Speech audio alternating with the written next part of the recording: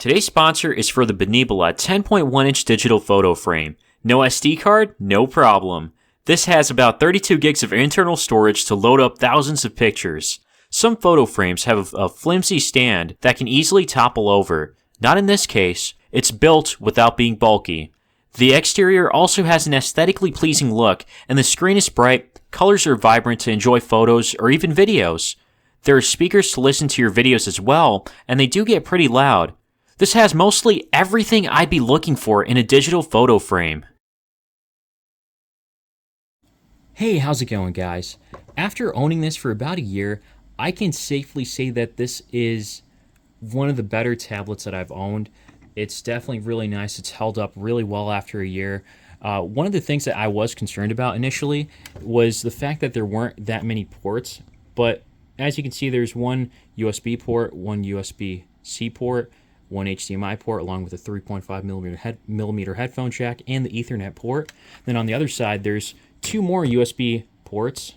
It's hard to get that camera angle down sometimes, but yeah, two more here. One's USB 3.0, and the other side does have USB 3.0. I ended up just using the USB-C port more often than I thought, and this was actually more than sufficient. I didn't need too many of them, but I ended up using up pretty much all of them when I need it at certain points. And there's really no wear and tear. Everything is held up pretty well.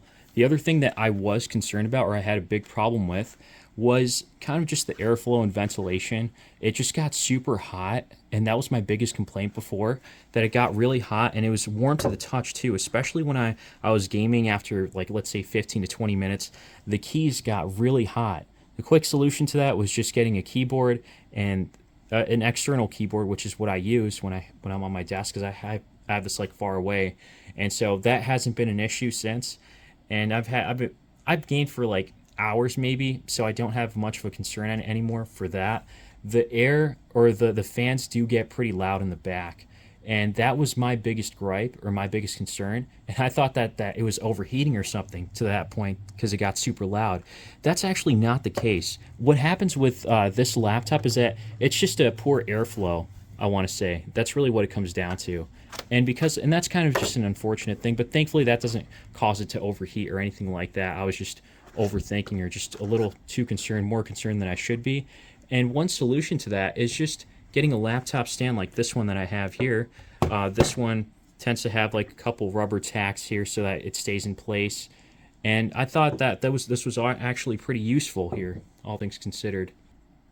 It's pretty straightforward, kind of a minimalist look, and it does raise it by an angle, which I don't mind because it makes it easier to look at everything. Also, most importantly, is that it helps with ventilation down here, because since it's raised a little bit, it's not completely flat. It could help with the air intake and ventilation or airflow. So I thought that this was kind of useful to have something like this.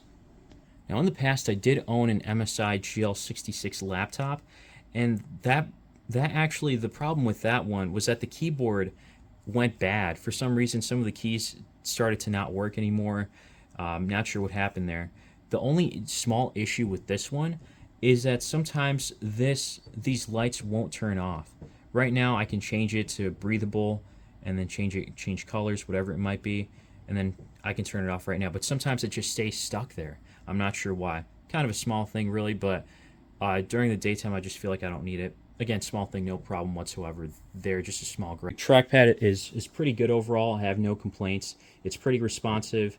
It hasn't really messed up on me. Granted, I don't use this as much. I mainly just use an external mouse. And I actually hook this onto like another larger monitor, instead of having just this one. Because I feel like this screen is just a little too small, 15.6 inches, for me at least. So I put this on a 1440p monitor. I game at 1440p. It's capped at 60 FPS with that monitor, but when I'm not gaming on there, I can game on here. And I can sometimes get, like, on Call of Duty, Modern Warfare, I tend to get, like, a pretty good frame rate. It's above 100. It's usually at, like, 111 to 120 or something along those lines. I can't get it at 144 FPS consistently, though, and that's kind of a bummer. I think it's because I thought that getting an i7, Intel Core i7 CPU would be more than sufficient. I wouldn't have any problems, but that's not the case. I think it's more so the GeForce GTX or RTX GPU might be holding it back a little bit, this mobile version. So that's kind of a bummer. For games on like Counter Strike, it tends to work a little better. Of course, if you adjust the graphics a little bit more, I guess if I had minimum graphics settings, I would get 144 FPS more consistently with Call of Duty, and then other games. I think I checked out Witcher 3, The Wild Hunt. That got a pretty smooth frame rate, usually around 60 FPS, so I haven't really noticed. So there's really no delays on those type of games. Again, the graphics have to be set to like medium, the medium settings, and at 1080p I thought I was going to get like I would be able to play at max settings, but I guess I was wrong with that one, unfortunately. So gaming, but I'm not going to say gaming is really terrible or anything, because again, I use a monitor that has a 60 hertz refresh rate usually for most of the time. So if I want something more, I can't say that this is the best choice because I'm not getting a consistent 144 FPS. It's nice to have that screen on there. Speaking of the screen, it does tend to run pretty well, but it doesn't get too bright. I mean, I think it's like it has the average brightness for a laptop or monitor.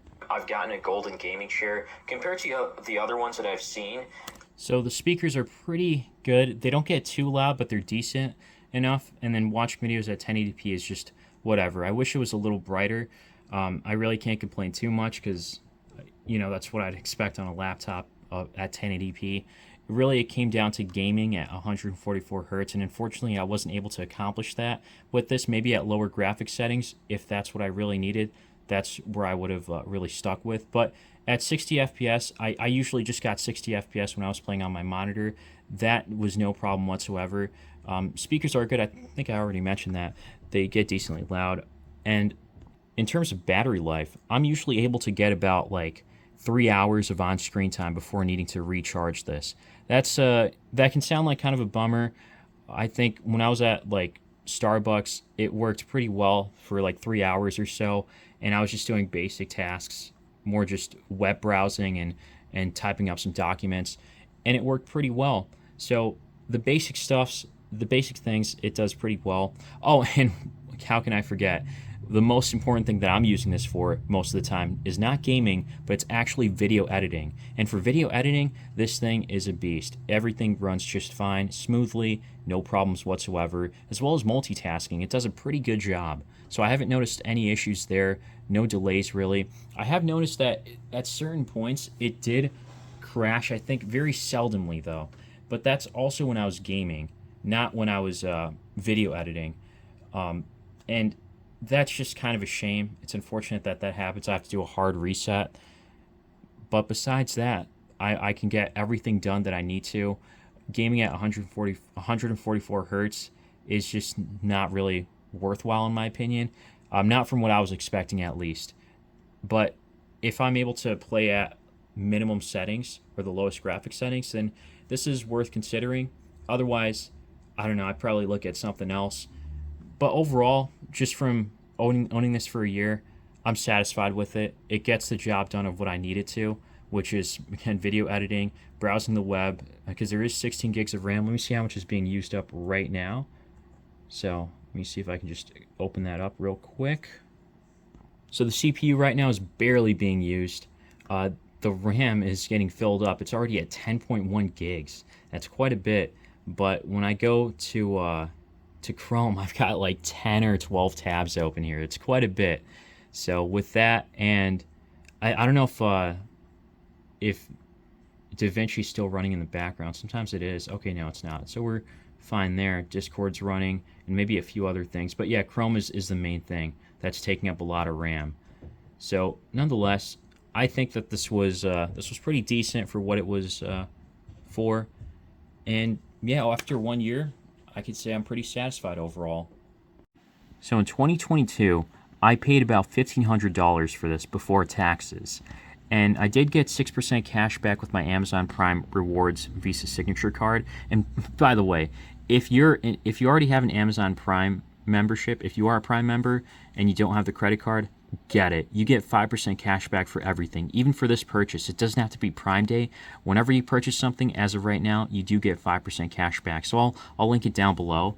to get the Prime card, and I think you get like an extra like $150 when you sign up to use it, and you also get interest-free options too. Like you can pay $104 a month for 12 months for this, and as you can tell that this is a little bit cheaper now. It's $1,252 at this point, so it has gotten cheaper. I won't say that it's worthwhile. I think the prices will probably continue to keep coming down, mainly because the inflation has come down, and these GPUs are becoming more and more available, as well as the next generation. So assuming that trend continues, and the Bitcoin halving hasn't started yet, when that starts, I think there might be a surge in pricing again. But until that happens, I think that this is a decent time. But I would probably wait until like around Black Friday. This probably comes to be around $1,100 or even about $1,000. I think that's when it's worthwhile. But I'd love to hear what you guys think in the comments down below. Is this something worthwhile, or is there something better out there at this point? Let me know. And leave a like if you found this video helpful, and subscribe for more. As always, thanks for watching.